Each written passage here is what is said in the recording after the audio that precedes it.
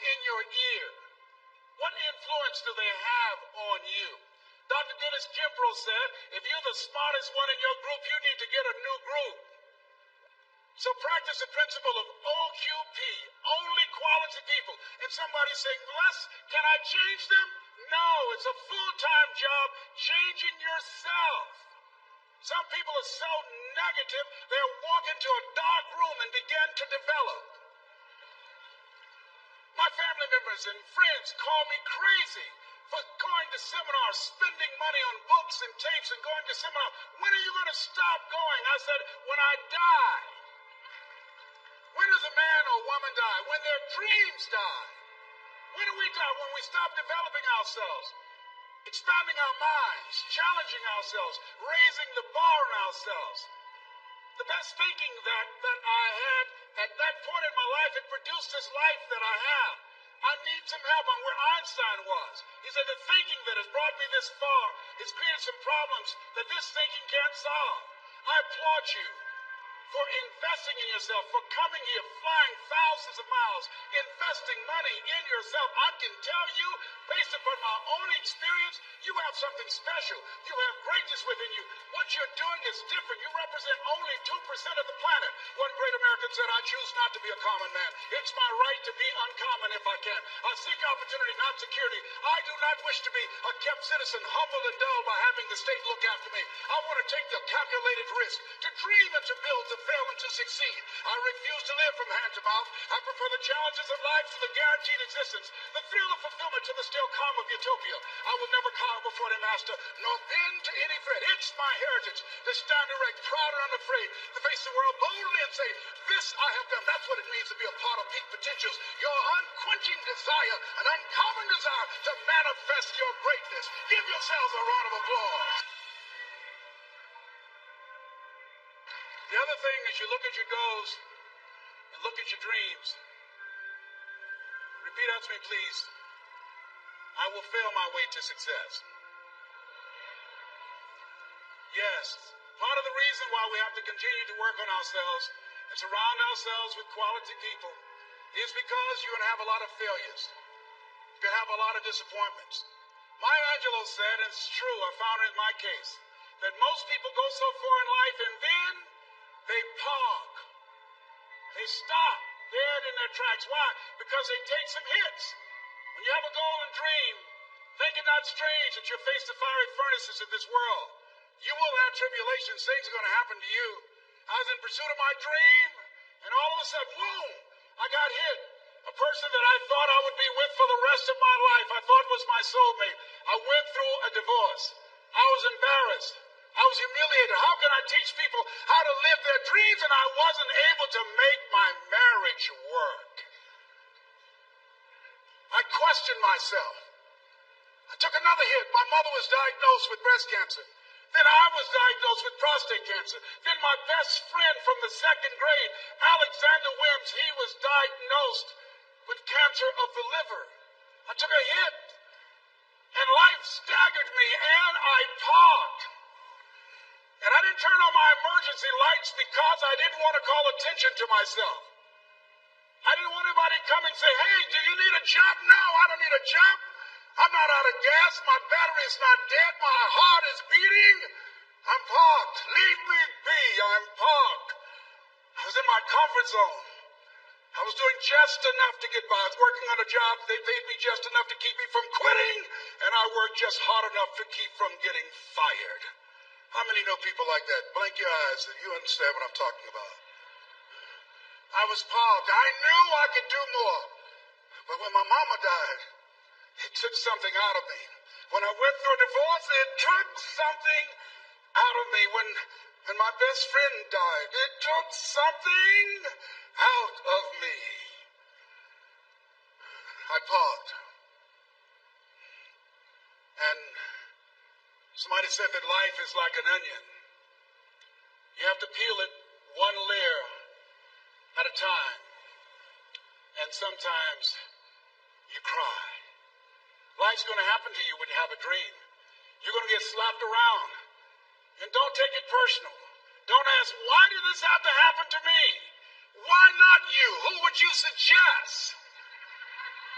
You want to give us some names, some email addresses? And don't tell everybody. 80% don't care, and 20% glad it's you. It's called life. Suck it up and move on. Get over it.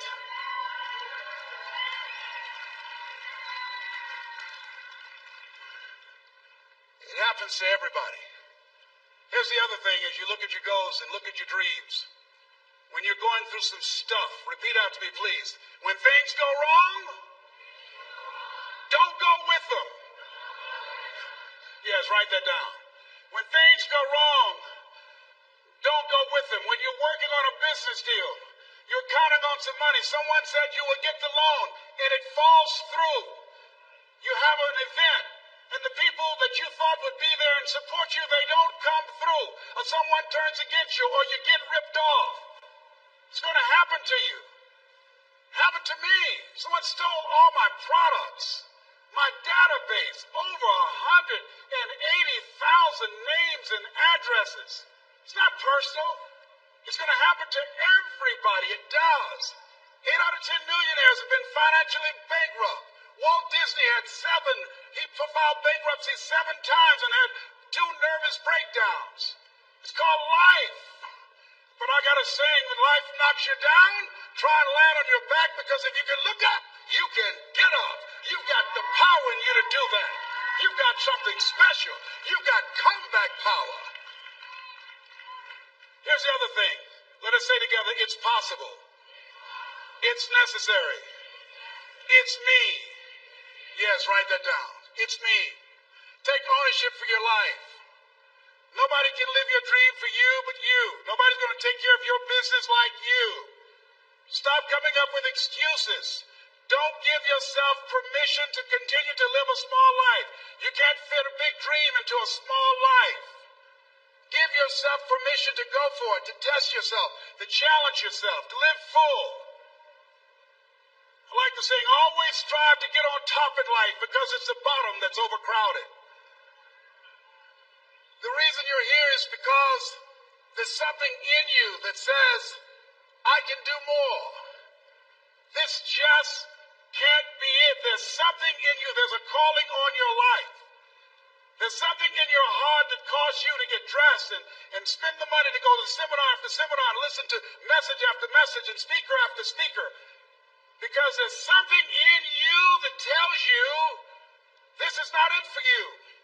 You have not peaked here. There's more in you that you are expressing.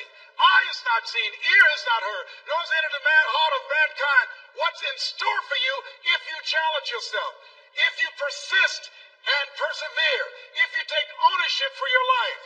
George Bernard Shaw said the people that make it in this life, they look around for the circumstances that they want, and if they can't find them, they create them. Create what you want. You have the power in you to do more than you can ever begin to imagine, to control your destiny, to make a difference in our children, to make a difference on the planet, to make an impact. Let us say together, it's me. And let us say together, it's hard. Say it like you know it. Say it's hard. Ladies and gentlemen, it's hard. There are people who have seen their retirements taken away from them by the corporations that they work for. They were within 2 or 3 years of retiring, and they had it taken from them. The number 1 entrepreneurs in this country now are senior citizens. The number 1 employer, number 2, McDonald's and Walmart. And there's nothing wrong with those jobs. I guarantee you those people did not have a plan to end up living their lives at the end of life with those types of jobs. And they didn't have a plan like you have, and while you're investing in yourself, not to. And it's hard. There are people making choices between purchasing prescription drugs or paying for gas or a mortgage note. It's hard when you're working on a job for 20 years, 30 years, give them some good years, and then they come in and tell you, we've downsized. In other words, you're fired. And then you have to start all over again. How many of you know it's hard? Raise your hands, please. It's hard. And it's not fair. One of the things I like about T. Harvest, he talks about work and investing in yourself. It's not fair when people are going up against that kind of stuff to tell them just think positive and be enthusiastic and everything will work out all right. Ain't that kind of party. It's hard. Life will put some knots on your head.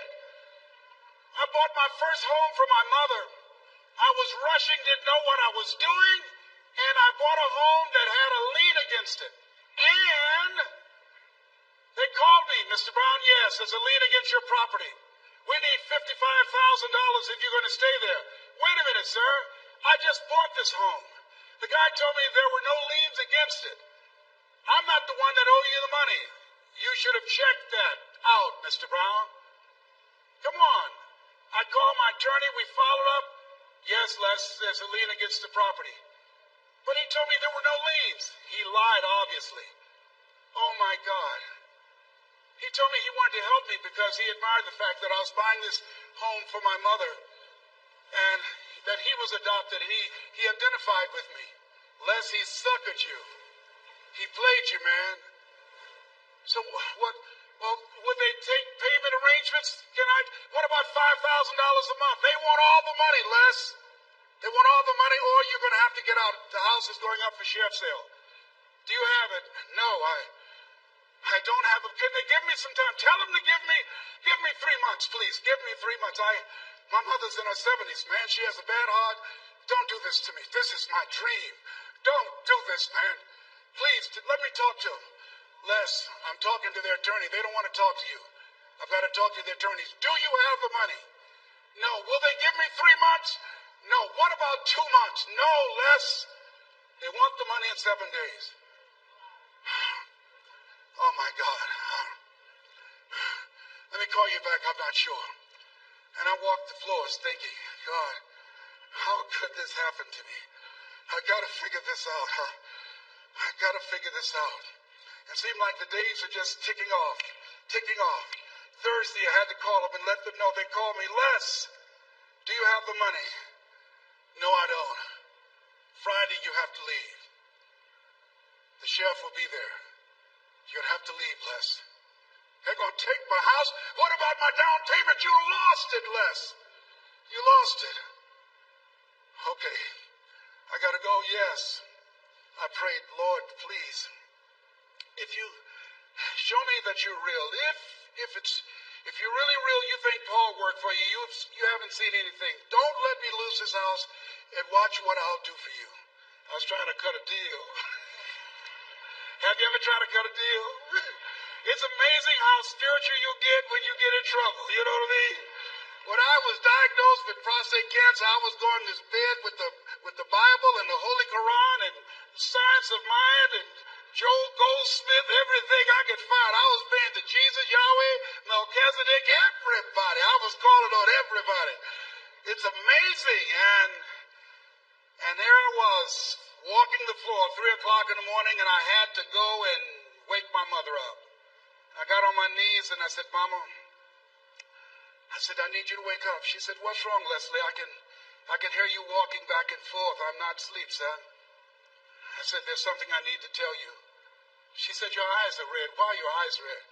Because I feel so stupid now. Why? We got to move tomorrow. Why, Leslie?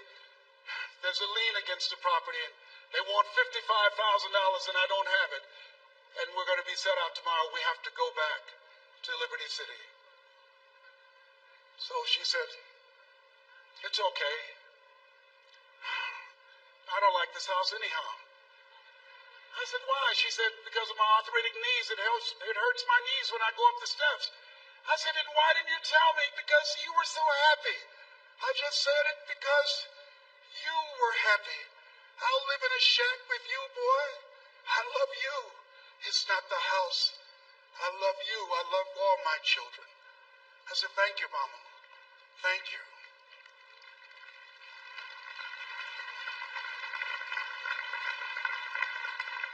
And the next day when we were in the truck going back to Liberty City, and we pulled down 68th Terrace, the neighbors came out and said, whoa, Mamie, Mamie, y'all coming back?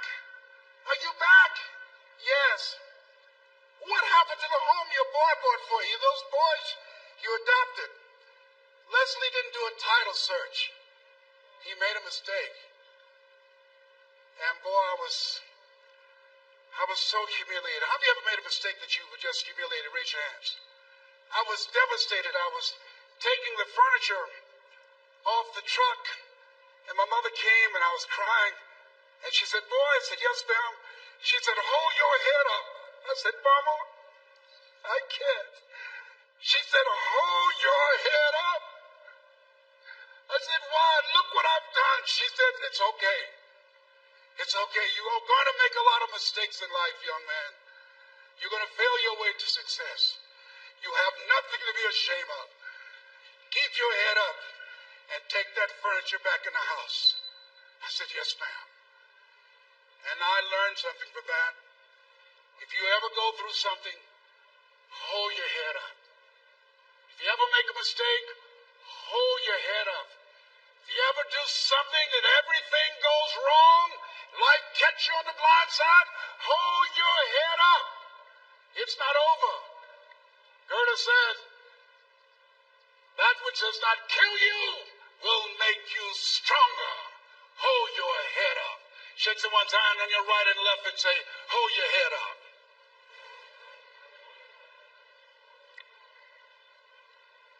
Here's something else, ladies and gentlemen. Repeat after me, please. You got to be hungry. Everybody together, you got to be hungry. I'll never forget Mr. Washington said, Mr. Brown, yes, sir. What do you want to do with your life, young man? I said, sir, I want to be a disc jockey. He said, Mr. Brown? I said, yes, sir. He said, you got to be hungry. I said, what do you mean by that?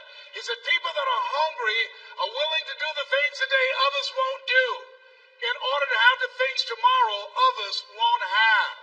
People that are hungry are willing to invest in themselves. People that are hungry will go to seminars and workshops. People that are hungry are always searching, always seeking higher ground.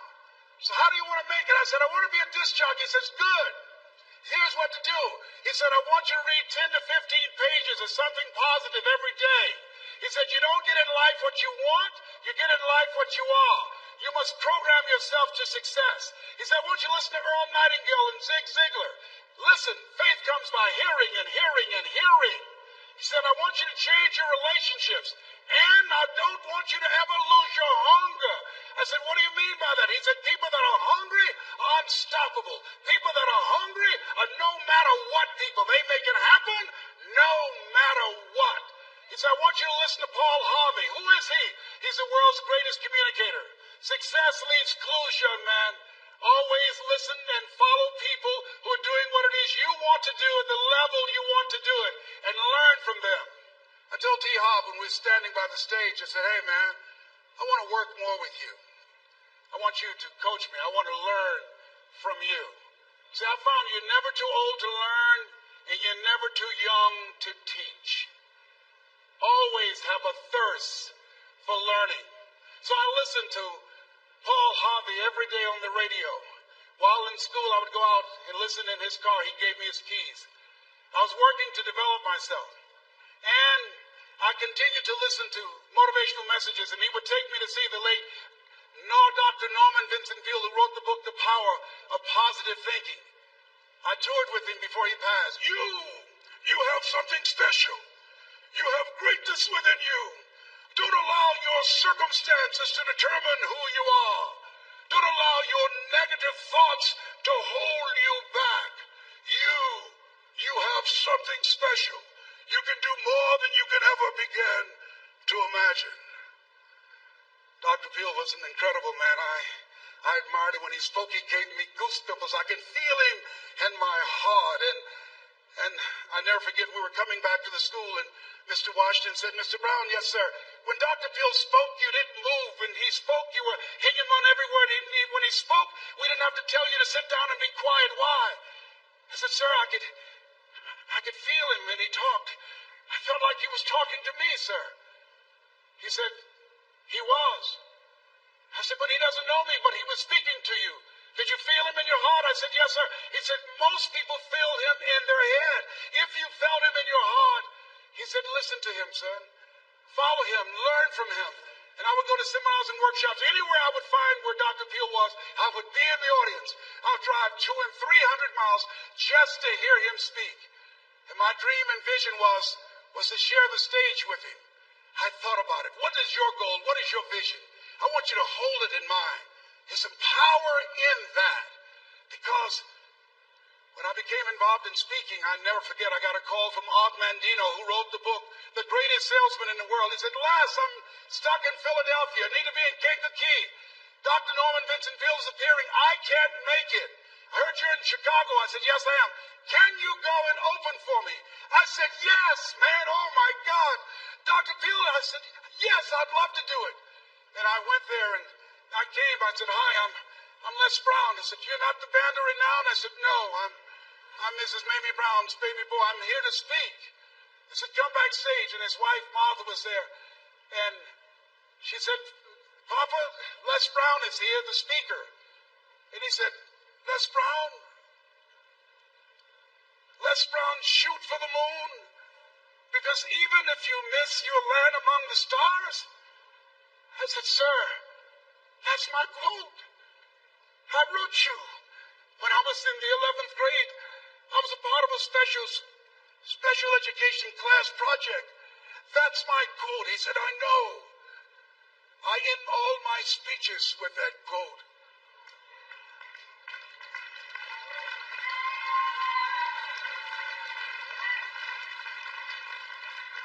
And Dr. Peale had a great sense of humor. A young man was backstage, and I had so many questions to ask him, and my mind froze up, and the young guy said, Dr. Peale, how old are you? And he was up in age. He said, Sonny, I'm 92. The young man looked at him and said, I don't know if I want to live to get 92. He said, that's because you've never been 91.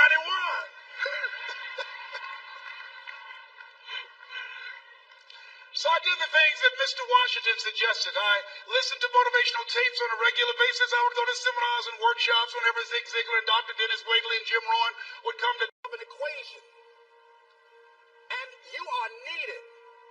Part of why we should begin to look at how we give up our lives, that we've got to begin to see, what is it that I'm supposed to do? What is my life work? And then give ourselves to that.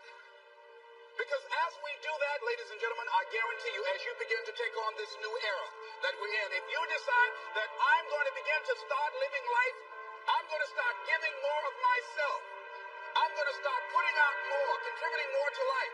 Here's what's going to happen, ladies and gentlemen. I guarantee you that life will take on a whole new meaning for you. I guarantee you that life takes on a whole new dimension. That you'll be happier. You have a greater sense of happiness and fulfillment in life. That now you will begin to take off on some new paths to some newer horizons. That you'll begin to see life totally different than most people. You can either live your dreams or live your fears.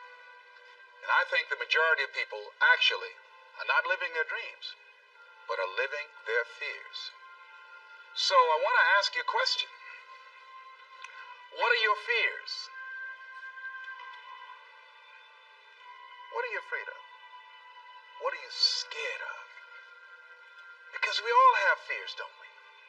We all have something that's blocking us, that's holding us back. And as we begin to look at life, what we realize is that the reason that most people are not living out their true potential, are not doing all of the things that they would really like to do, is because of fear. Some people call fear false evidence or expectations appearing real. I'm reminded of the story of a guy that was living in an area where he had some new neighbors, and these neighbors had a bulldog. And when he came home every day, this bulldog used to chase him about a half a block from his house. Every day, he would have to streak home. I mean, he would just run. This bulldog would be right on his heels. And so he just got tired of that, because he would go home about a half a block away from home. He would look around for this bulldog, and he wouldn't see him. And he would go walking casually along, and this bulldog come out of nowhere, woo, and start chasing him. He'd run home. So this one day, he just got tired. And so when the bulldog was running after him, he started running. He saw a rock and he stopped to pick it up to throw at the bulldog. And when the bulldog got up on him, he started barking. He realized the bulldog didn't have any teeth in his mouth. Then he started chasing the bulldog. If you don't get all away from it, because the most the bulldog could have done is gum, you know. And so, you know what? Most people go through life running scared. Running scared from things that have no teeth in them. Because they're false expectations appearing real. That's real brilliant enough to scare ourselves to death. You realize that? And there are some people actually who get a kick out of scaring themselves to death. I remember the last frightening movie I saw. It was The Exorcist. I will never forget. I was so frightened when I came home. I'll never forget. I drove in the driveway and I had already called my former wife and said, listen, turn the lights on. I was coming in the driveway and I was getting out of the car and all of a sudden I couldn't get out. I started blowing my horn. I said, Madeline, they got me, they got me. She came to the kitchen and said, take your seatbelt loose, fool. I said, oh, okay. I was frightened out of my wits. But there are a lot of people who they get off on that. They love it. I'm a person now. My brother is a paratrooper.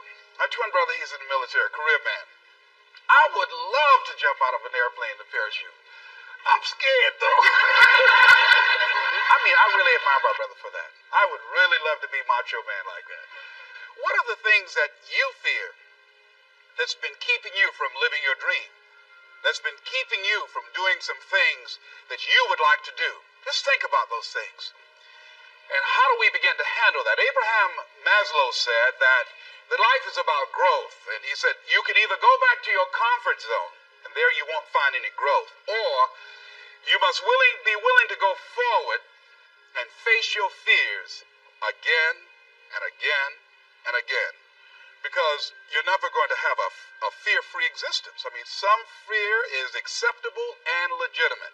There are some things that you really should be afraid of. Now, you shouldn't allow it to immobilize you. You acknowledge it, you take it into account, and you carry yourself accordingly. There are times that we should proceed with caution. But it's the difference between being stopped by fear. It's the difference between having a fear and the fear having you. So what do? One, acknowledge it. And knowing that it's okay.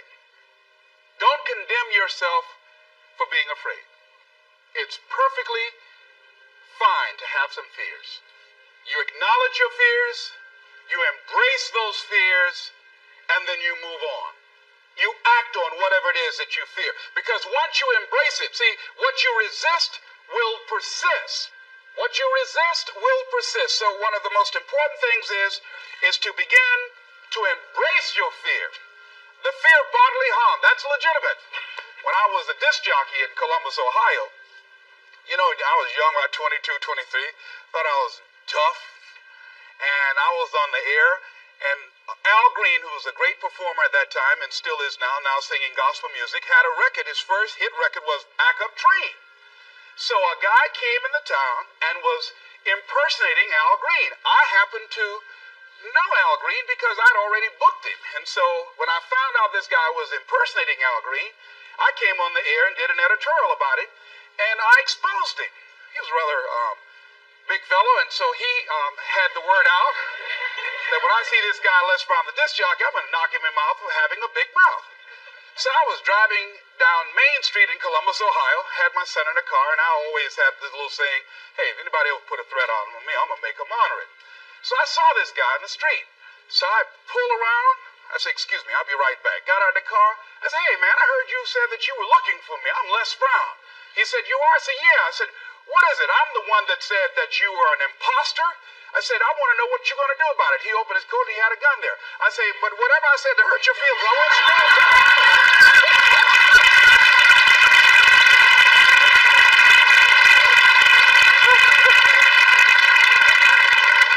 Acknowledge your fears, carry yourself accordingly, and do what makes sense for you. Well, one major fear I've always had is a fear of the dentist. And fear had me. I didn't have that fear. And what really reinforced it, you got to watch things that can feed your fear. I saw a movie that most people would not remember. This movie was starring Dustin Hoffman. It's called The Marathon Man, with Laurence Olivier. When he's trying to get a confession out of him. And he took this drill out. Let me tell you something. When he went in Dustin Hoffman's mouth with that drill, I had $1 worth of popcorn. That popcorn went everywhere. Oh! Do you know I could not go to the dentist for 5 years? I had left broadcasting, went to the Ohio legislature, had an impacted wisdom tooth. Now that hurts. And I would call, and as soon as the people would answer the phone, I would hang up. As I'm frightened with Dr. Hamler's office, boom, I'd hang up. Then I got to the point where I could just ask for an appointment, hello, and I wouldn't give my real name. Because I knew I wasn't going to keep it. I'd give anybody's name, Joe Jiggly Jim, it didn't matter. But pretty soon I got to the point where I could give my name. It was about 4 years after that, you know. So my name is Les Brown. Then I would call back and say, look here, due to my legislative agenda, I won't be able to make it. So the lady finally said on the phone, she said, you're scared, aren't you? I said, no, I'm not. She said, then why don't you come in? I said, that's none of your business. She said, you're not coming in because you're scared. I wish you just would not waste our time. And she hung up. I said, you have no right to do that to people like me, you know. So finally, to make a long and short of it, I was hurting so bad, I said, wait a minute, I've got to do something. And I said, what am I afraid of? Go there and handle it. I said, man, Dr. Hamler, I just can't hear this drill. I mean, if you can do whatever, I don't need to hear this drill, that sound. You know, that's what gets me, that drill. Don't pull that drill out on me. He said, just calm down, calm down. And it wasn't really bad as I thought it was. One of the things you find out that when you face your fears, it's not as bad as you think it is. And when people tell you, I just can't do it, I can't handle it, I mean, really, I can't handle it, what they're envisioning is that they're not going to be it. They're going to clock out like you're going to die. And guess what? We all had occasions when we confronted our fears, we had to do something we felt uncomfortable with, we didn't want to do it, and we did not die. They didn't come take us and put us in a box somewhere. Am I right? So what we've got to begin to do, how do we handle that? What's the process? Because it's all up in here. One, I think, is imagine the worst case scenario. I just imagine that he went in my mouth and with this drill and that I just croaked out. Then I imagine, that's the worst case scenario. Then I had another technique I used. Visualize yourself being more than able and capable of handling it. And I used to have a tremendous inferiority complex about speaking before people that I felt who had more going for them than I did. Because I'm not college trained, I used to feel that college people were the most intelligent people on the planet. And there was nothing I had to say for them. And what will they listen to me for? That's the way I felt. And so I had to visualize myself speaking before them, speaking before various audiences that had more going for them than I did, and realize and appreciate my own value, and that I was a worthwhile person, even though I didn't have all going for me. I didn't have the money, I didn't have the education that they had. So part of the process is seeing yourself, being worthy, being capable, having what you need to make you a worthwhile person, and that you're more than able, and that you deserve to be listened to, or you deserve to have that dream and that passion and whatever it is that you see and envision there. You've got to see it in your mind's eye and know that you've got what it takes. Repeat after me, please. I must see in my mind's eye. See myself confronting my fears, handling my fears. I'm more than able. Shake somebody's hand on your right and left and say, you got the right stuff.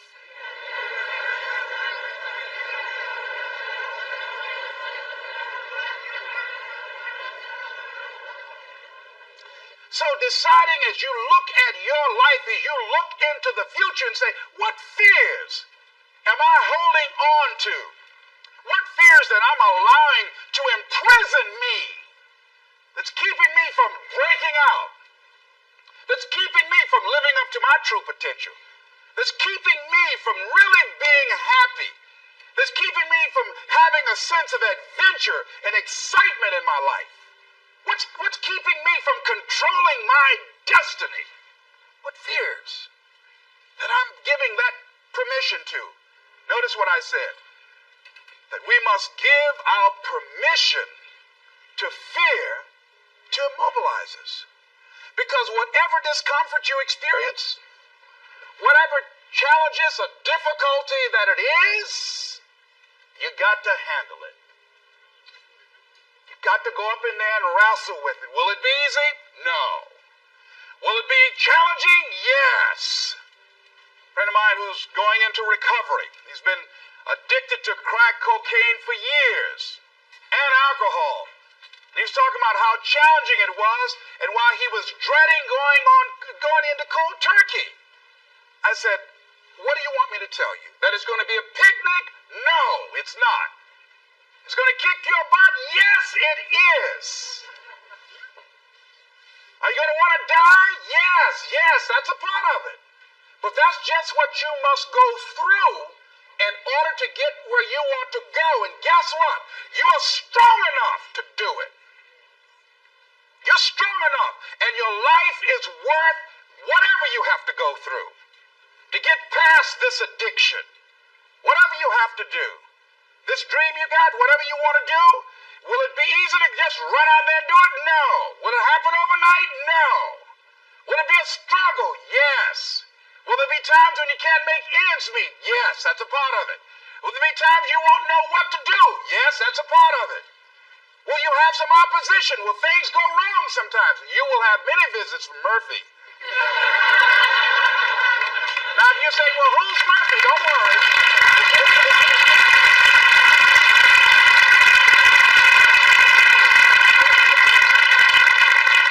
Somebody must have told us someplace along the line, I don't know where, but somebody must have told people, oh, life is going to be real easy. No. If they told you that, I've got a special announcement. They lied. I'll never forget. I had a special piece of legislation I wanted to get passed, and I said to a guy, I said, look here, can I count on your vote? He said, yes. And look here, if I can't count on it, let me know. There's another guy that owes me a chip, and I can call on that, and I won't need your vote, but I do need it. If you say you're going to do it, do it. He said, you can count on it. Legislation came up. He voted against my bill. My bill passed. I went back to him and said, hey, I told you I needed the vote, but if you couldn't give it up, let me know. I would get somebody else. I said, why did you tell me? He said, I lied. I was in shock. How many of you that life just wore you out? That you didn't expect that? You thought you'd go to school, get good grades, get a job? And you came out here and you'd be able to get a job and live happily ever after, and you say, they lied.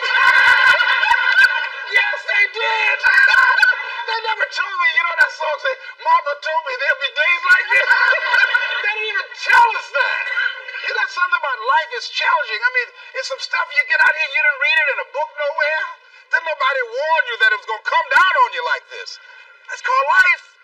There are all kind of challenges like that. So what's the next piece is that you accept yourself, then you accept the fear as a fact and not a force. See, when you accept yourself and you accept fear as a fact, that means that it's something that happens. It's something that you're going to experience, but it is not a force to hold you back. It doesn't have any special power other than that you give it. So you accept the fact that you are afraid, and then you move on anyhow. You move on past it, and you do whatever you've got to do. I was at a big motivational rally for a gentleman by the name of Dexter Yeager down in the Carolinas. I was standing backstage, and I had to go out. I was the last speaker on the program. It's the first time I'd been in a stadium of this size, over 10,000 people. You couldn't see the people because the lights are just blaring in your eyes, called Free Enterprise Day. I was afraid. My heart was beating fast. I was just pacing back and forth. And Dexter said, are you all right? I said, yeah. Yeah, I'm all right. So I said, wait a minute, just calm down. Calm yourself. Hold it. It's all right, Les. It's all right. All right. Just be as scared as you can be. See, that's why I say embrace that fear. Just try and see how scared you can really get. And start breathing deep. So the guy came back and said, are you about to die or something? I said, no, I'm fine. But after I started embracing it and trying to make myself as afraid as I can get and imagine what's the worst thing and I can go out there and do, my mind go blink and I fade on stage, that's the longer they gave me my check.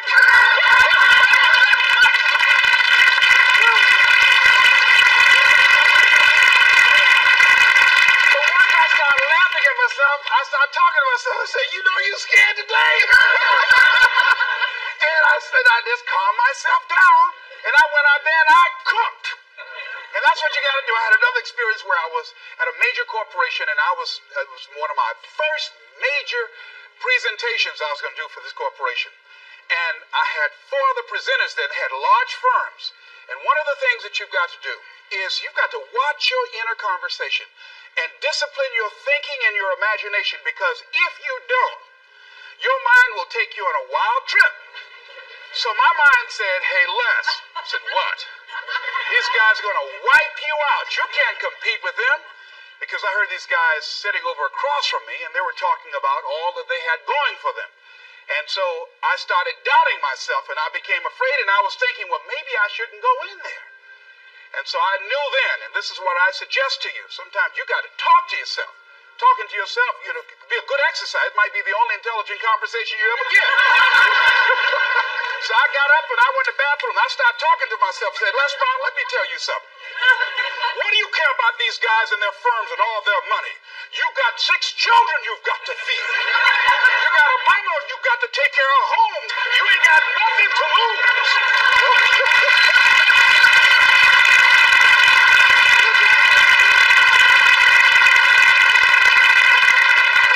I went in that room and looked at those people. I said, don't you do nothing till you hear from me.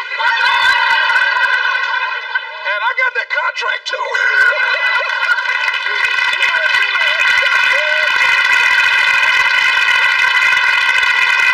So when you have your lower self talking to you, telling you what you can't do, part of what you've got to do is be your own motivator. And you can't talk casually to yourself. You can't stand around and sit down. You must calm down now. No, that subconscious mind won't hear that. You've got to have a good conversation to yourself. Hey, and answer yourself too. Don't pay these people any attention. You answer yourself, hey, what you gonna do? I'm going there and get off. All right, very good. Go in there and take care of business. You've got to talk to yourself, and you build yourself up, and you'll feel your energy level coming up, and people will feel that around you. See, now, if you go through life being afraid, people can sense that. They can pick up that fear. So that's why you've got to stand up inside yourself. I'm reminded of the little boy that was on a bus, and some bigger fellows were picking at him, you know. And so he wanted to move from by them. They were thumping him on the head.